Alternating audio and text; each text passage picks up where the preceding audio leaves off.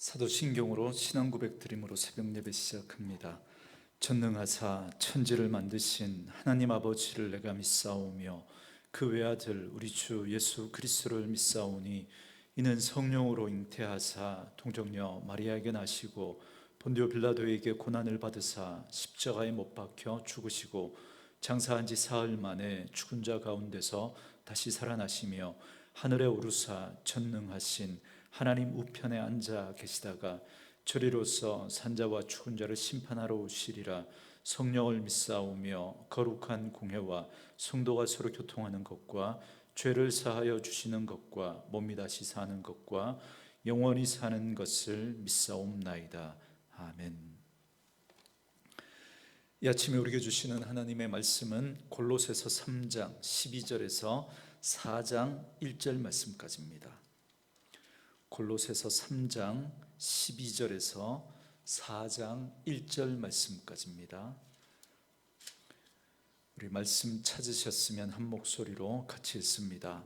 그러므로 너희는 하나님이 택하사 거룩하고 사랑받는 자처럼 긍휼과 자비와 겸손과 온유와 오래 참음을 옷 입고 누가 누구에게 불만이 있거든 서로 용납하여 피차 용서하되 주께서 너희를 용서하신 것 같이 너희도 그리하고 이 모든 것 위에 사랑을 더하라.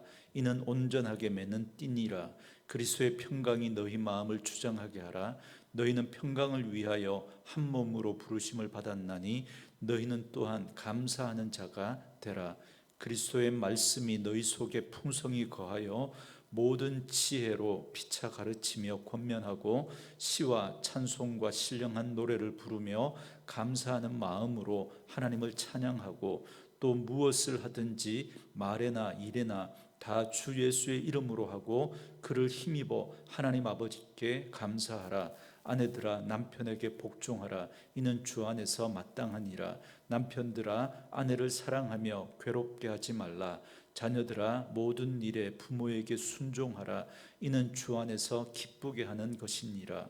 아비들아 너희 자녀를 노엽게 하지 말지니 낙심할까 함이라. 종들아 모든 일에 육신의 상전들에게 순종하되 사람을 기쁘게 하는 자와 같이 눈가림만 하지 말고 오직 주를 두려워하여 성실한 마음으로 하라. 무슨 일을 하든지 마음을 다하여 주께 하듯 하고 사람에게 하듯 하지 말라. 이는 기업의 상을 주께 받을 줄 아나니 너희는 주 그리스도를 섬기느니라. 불의를 행하는 자는 불의의 보응을 받으리니 주는 사람을 외모로 취하심이 없느니라. 상전들아 의와 공평을 종들에게 베풀지니 너희에게도 하늘에 상전이 계심을 알지어다. 아멘.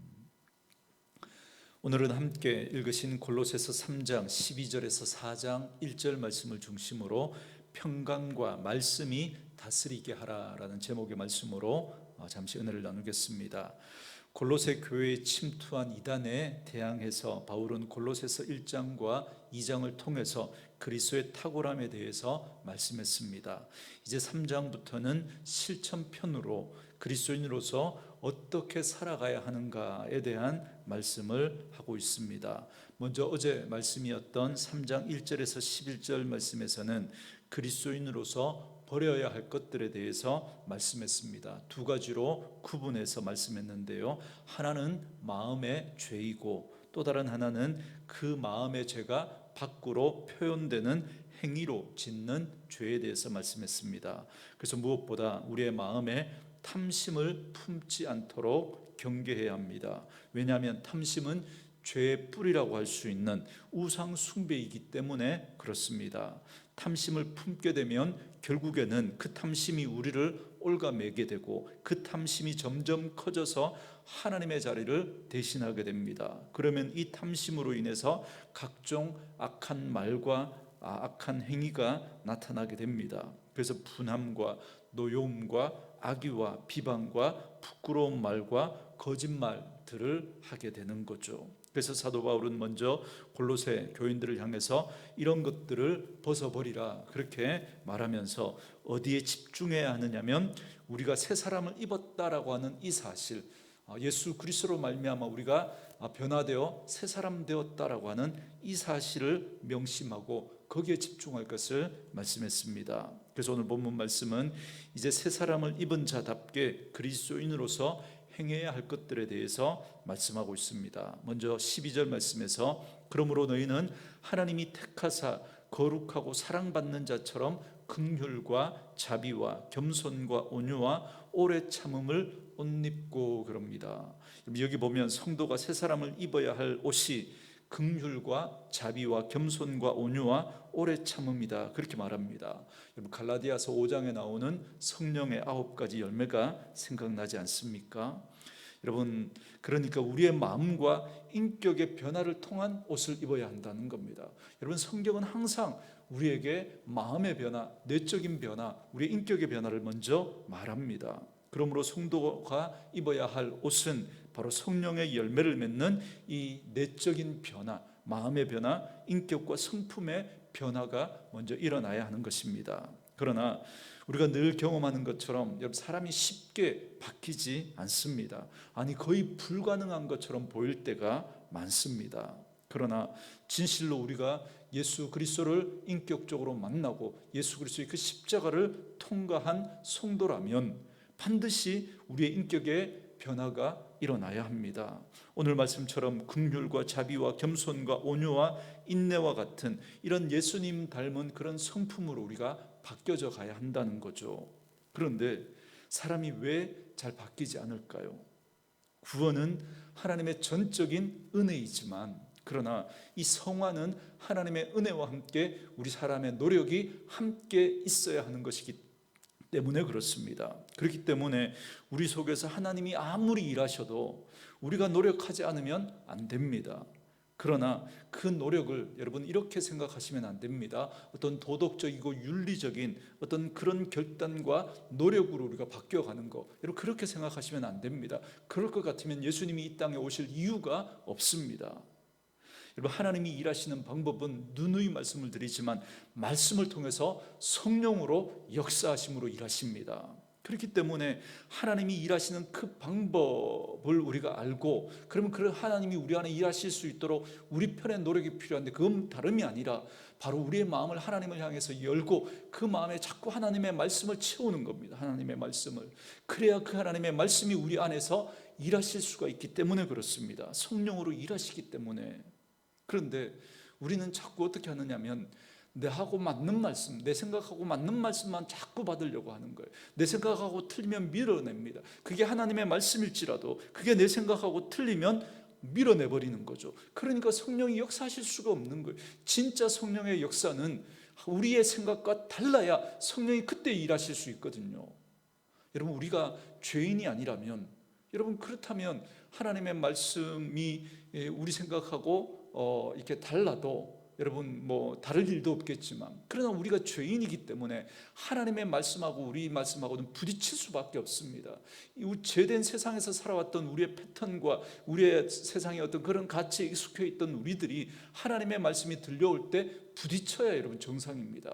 그런데 그 말씀이 내 생각하고 맞지 않다고 밀어내버리니까 말씀이 역사하실 수가 없는 거죠. 늘 우리 생각만 붙들고 있으니까 여러분 예수를 10년, 20년 믿어도 변화는 일어나지 않는 겁니다.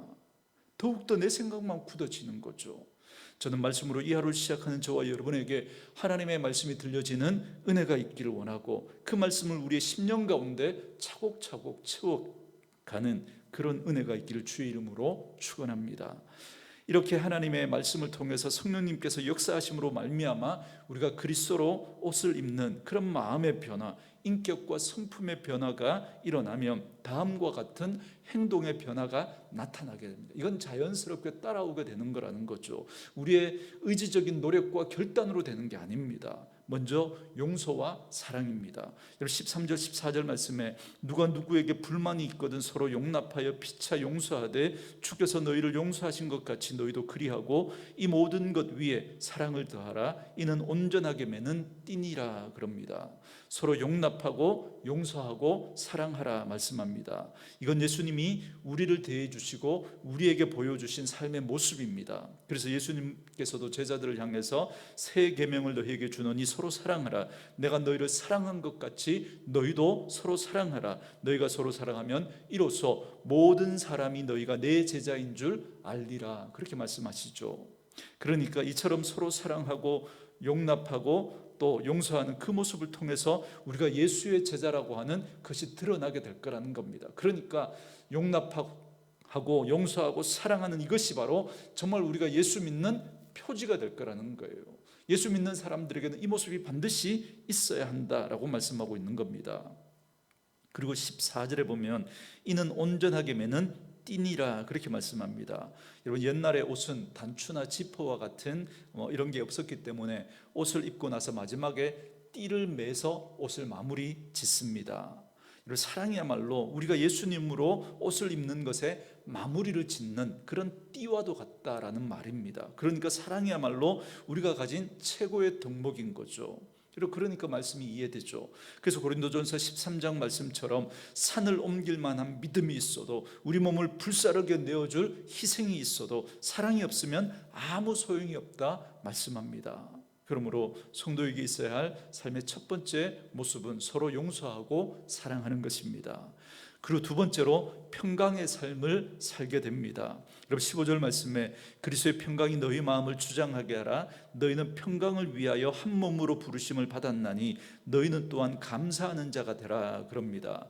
성도는 그리스도의 몸으로서 평강으로 한 몸을 이루어야 한다 말씀합니다. 그러니까 그리스도의 평강이 내 안에서, 그러니까 내 속에서 그 평강을 유지하는 것도 중요하지만 거기에서 끝나는 게 아니라 한 걸음 더 나아가서 그 평강으로 한 몸을 이루라는 겁니다. 그러니까 그리스도의 몸된 교회 안에서도 이 평강을 유지해야 한다, 이 평강을 이루어야 한다는 거죠. 그래서 교회는 무슨 일이 있어도 싸우면 안 됩니다.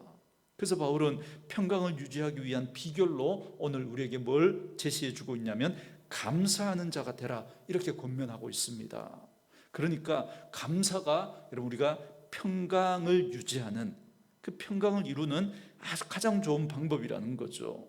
여러분, 사람은 다 여러분 연약하고 불완전하잖아요. 그래서 아무리 좋은 사람도 여러분 그에게 단점이 있고 부족함이 있습니다. 그런데 나쁜 쪽만 우리가 자꾸 보게 되면 불평하게 되고 비난하게 됩니다. 여러분, 그러면 그 공동체는 가정이든 교회든 어떤 공동체든 늘 그 안에는 다툼이 있을 수밖에 없는 거죠. 그러나 부족하고 아쉬운 게 있을 수 있겠죠. 그래도 생각해 보면 좋은 부분이 분명히 있을 거거든요. 그렇다면 그 부분에 대해서 감사해 보는 거죠. 한번 감사해 보는 거예요. 여러분, 놀라운 일들이 일어나게 될 겁니다. 그 사람의 잠재력이 막 살아나게 될 거고요, 관계가 살아나게 될 겁니다. 그러면 그 공동체 안에는 기쁨과 평강이 찾아오는 것입니다. 그래서 사도 바울은 이 평강을 이루는 비결로 감사하는 자가 되라고 말씀합니다. 올해가 가기 전에 여러분 주변에 있는 분들에게 꼭 감사의 마음을 꼭 표현해 보실 수 있기를 주의 이름으로 축원합니다. 그리고 세 번째로 그리스도의 말씀이 우리 속에 풍성하게 됩니다. 여러분, 16절 말씀에 그리스도의 말씀이 너희 속에 풍성히 거하여 모든 지혜로 피차 가르치며 권면하고 시와 찬송과 신령한 노래를 부르며 감사하는 마음으로 하나님을 찬양하고 그럽니다. 여러분, 앞에서 우리가 입어야 할 옷이 마음의 변화, 인격의 변화라고 말씀드렸죠. 그리고 그런 변화를 이루기 위해서는 우리 안에 하나님의 말씀이 채워져야 한다 말씀드렸습니다. 그래야 성령께서 말씀을 통해서 우리 안에 이런 마음의 변화, 인격의 변화를 일으킬 수 있습니다. 맞습니다. 이런 마음의 변화, 인격의 변화가 일어나기 시작하면 이제 그 사람 안에는 말씀이 풍성하게 거하고 풍성하게 역사하게 됩니다. 마치 옥토와 같이 좋은 밭에 그 씨가 떨어지면 풍성하게 열매를 맺는 것처럼 여러분, 이렇게 우리가 말씀으로 이 마음의 변화가 일어나기 시작하면 그 사람 마음 안에서 하나님의 말씀이 풍성히 역사하게 되는 겁니다. 여러분, 마치 그렇게 되면 여러분 피차 가르치고 권면하는 그런 일들이 이루어집니다. 여러분, 이게 얼마나 놀라운 역사냐면요, 여러분, 사람은 다른 사람의 말을 잘 안 들으려고 그래요. 누가 가르치는 걸 싫어합니다. 그래서 조금이라도 가르치거나 훈계한다 싶으면 지금 나한테 설교하냐 이렇게 말합니다. 오늘 설교가 사람들에게 그렇게 비춰진다는 거죠. 배우려고 하지를 않습니다. 그런데 우리의 마음이 착하고 좋은 마음이 되면, 그래서 말씀으로 성령이 우리 안에 역사하심으로 우리의 마음이 착하고 좋은 마음 되어지면 서로가 서로에게 말씀을 통해서 가르치고 배우는 그런 일들이 일어나게 된다는 겁니다. 이게 여러분 얼마나 놀라운 일인지 모릅니다. 저는 말씀으로 이 하루를 시작하는 저와 여러분에게 이런 은혜가 있기를 주의 이름으로 축원합니다. 그리고 네 번째로 오직 예수님만 의지하게 됩니다. 17절 말씀에 또 무엇을 하든지 말에나 일에나 다 주 예수의 이름으로 하고 그를 힘입어 하나님 아버지께 감사하라 그럽니다. 이 말씀처럼 마음과 인격이 변화된 성도는 오직 예수님만 높이고 그 예수님만 의지하며 감사하는 그런 삶을 살아가게 되는 것이죠. 예수 없이는 못 사는, 그래서 예수의 은혜 아니고는 살아갈 수 없는 그런 사람이 되는 것이죠. 계속해서 바울은 나와 가장 가까운 가족 관계에 있어서도 또 권면의 말씀을 하고 있습니다. 18절과 21절 말씀에 보면 아내로서, 남편으로서, 자녀로서, 아버지로서의 바른 모습에 대해서 권면하고 있습니다. 이 말씀은 크게 어렵지도 않고 또 우리가 너무 많이 들었기 때문에 시간 관계상 다 설명하지 않겠습니다. 그러나 중요한 건 이 말씀이 단순히 가족을 바로 세워나가야 한다는 그 차원에서 주시는 말씀이 아니라는 사실입니다. 우리가 진정 그리스도로 옷 입고 변화된 마음과 성품을 가지고 살아가게 되면 가장 사적인 관계라고 할 수 있는 가족 관계가 바로 세워지게 된다는 겁니다. 이 사실을 말씀해 주고 있는 겁니다. 종종 교회에서는 천사와 같지만 그러나 집에서는 전혀 다른 사람이 되는 그런 분들이 있습니다. 그럴 수 없다는 거죠. 정말 그분이 예수님을 인격적으로 만난 분이라면 가족 간의 그 관계에 있어서 바로와 성숙한 모습으로 나타나야 한다 말씀해 주고 있는 겁니다. 그리고 계속해서 3장 22절부터 4장 1절까지는 사회생활에 대한 권면이라고 말할 수 있습니다. 여기 보면 종과 상전에 대한 말씀이 나오는데요, 오늘날로 이야기하면 고용인과 피고용인, 사장과 직원의 관계라고 말할 수 있겠습니다. 그러니까 가정과 마찬가지로 사회생활, 직장생활에서도 성도는 올바른 믿음의 자세를 가지고 살아가야 할 것을 권면하고 있는 겁니다. 먼저 22절부터 25절 말씀에 보면 종들에 대해서 권면하는 말씀이 나오는데요, 이 말씀에서 핵심이 되는 말씀은 23절입니다. 무슨 일을 하든지 마음을 다하여 주께 하듯 하고 사람에게 하듯 하지 말라 그럽니다. 그러니까 내가 직장에서 일하는 건 세상 일이기 때문에 대충 눈치 봐서 그렇게 적당히 하면 된다, 이 말이 아닌 거죠. 우리가 직장에서 하는 그 일이 하나님의 일이라는 겁니다. 하나님의 일이기 때문에 누구에게 하듯 하라고요? 주께 하듯 하라, 그렇게 말씀하고 있는 거죠. 그래서 최선을 다해서 성실하게 그 일을 감당하라는 겁니다. 왜요? 하나님의 일이기 때문에 그렇습니다. 그러니까 우리 그리스도인들은 사람 눈치 보고 적당히 일하는 자가 아니라 하나님 때문에, 하나님이 그 일로 나를 세상을 섬기는 자로 부르셨기 때문에 우리가 그 사실을 기억하고 하나님 앞에서 내가 직장에서 하는 그 일도 최선을 다해서 감당하는 그런 사람이 되어야 한다 말씀하고 있는 겁니다. 그러니까 직장에서든 가정에서든 무슨 일이든지 간에 내게 주어진 그 일이 하나님이 내게 맡기신 일이라는 사실을 기억하고 성실하게 최선을 다해서 감당하라는 거죠. 그리고 24절 말씀처럼 우리의 상은 하나님께로부터 옵니다. 혹 세상은 못 알아줄지라도 분명히 하나님께서 그 상을 갚아주실 거라고 말씀합니다. 그러므로 하나님 앞에서 최선을 다해야 하는 것이죠. 또 4장 1절은 고용인의 태도에 대해서 말씀하고 있습니다. 4장 1절 말씀에 상전들아 의와 공평을 종들에게 베풀지니 너희에게도 하늘의 상전이 계심을 알지어다 그럽니다. 지도자, 고용인, 사장, 주인, 위에 앉은 사람들이 명심해야 할 말씀입니다. 지금 내가 다른 사람들보다 높은 위치에 있지만 그것 때문에 자고하지 말고 그 자리에 있게 하신 하나님, 우리 위에 계신 분을 잊지 말고 그분을 늘 염두에 두고 그 일을 감당해야 한다는 거죠. 내가 아랫사람을 평가하고 대우하는 것처럼 하나님도 그렇게 나를 평가하고 대우할 것이기 때문에 내가 높은 자리에 있다고 내 마음대로 하는 것이 아니라 그 일에 하나님 아버지의 마음을 가지고 공평하게 의와 공평으로 그렇게 대해야 한다 말씀합니다. 오늘 우리는 마음의 변화, 인격의 변화를 통한 그리스도로 옷 입은 참 성도의 삶의 모습에 대해서 살펴봤습니다. 저는 말씀으로 이 하루를 시작하는 저와 여러분들이 이런 성령의 열매가 가득한 그런 삶을 살아갈 수 있기를 원합니다. 서로 용서하고 사랑하고 평강이 넘치고 말씀이 넘치고 예수님만 의지하며 살아갈 수 있기를 바랍니다. 그래서 가족 간의 그 관계에서도 올바른 관계를 맺어가시고 여러분들의 사회생활, 직장생활도 그 속에서 올바른 역할들을 우리에게 주어진 그 역할들을 감당하면서 마치 축구하듯 성실하게 그 일들을 감당함으로 말미암아 정말 우리가 하늘 백성이라는 사실, 우리는 정말 세상 가운데 구별된 하나님의 백성이라는 그 사실이 우리의 삶의 모습들을 통해서 드러나는 그런 분들 되어줄 수 있기를 주님의 이름으로 축원합니다. 오늘 주신 말씀 묵상하시면서 이 찬양 함께 들으시고 기도하는 시간 갖겠습니다.